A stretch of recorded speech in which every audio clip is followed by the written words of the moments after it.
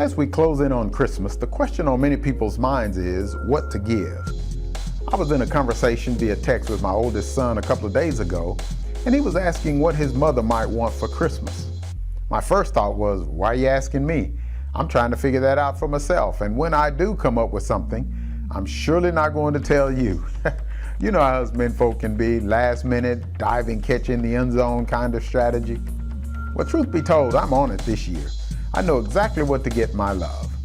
I don't know if I'm paying better attention or if she's getting better at throwing hints. Either way, I'm thankful. I'll go you one better. I started a new tradition this year of getting my inspiration, my beautiful wife, a gift every week of December.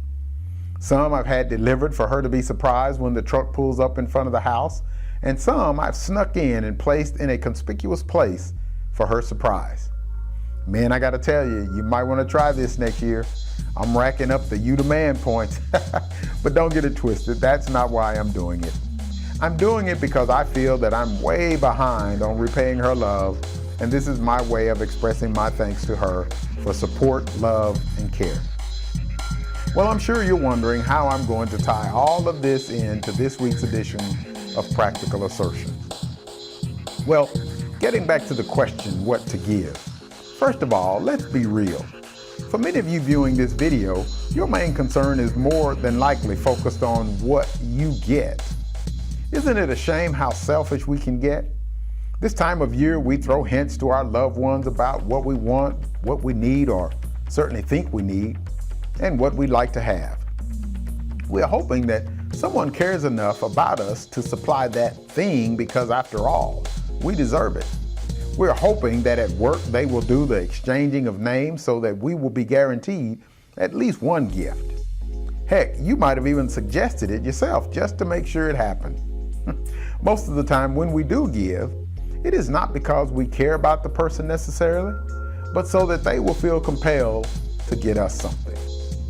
As we ask ourselves what to give then, it becomes clear that the motivation for asking may not be our looking out for the other person, but ourselves. As we ask this question, I have another question that I'd like for you to consider, and that is, what if we change the way we shop and seek to give what the other person needs rather than what they want? I'm sure you remember as a child receiving socks or underwear rather than some toy that you'd hoped for. Do you remember the disappointment upon opening it? Heck, forget about the disappointment upon opening it. You could tell what it was, or more importantly, what it was not, as you kept surveying all the boxes under the tree, right? And truth be told, were it not for grandma or auntie sitting there watching you open the gifts, you probably would have skipped right over that one, huh? It wasn't until well after the holidays that you even wore whichever it was, and even then didn't quite appreciate the gift. Nevertheless, you were sure comfortable in those clean, fresh, tidy whities or those warm socks with no holes in them, now weren't you?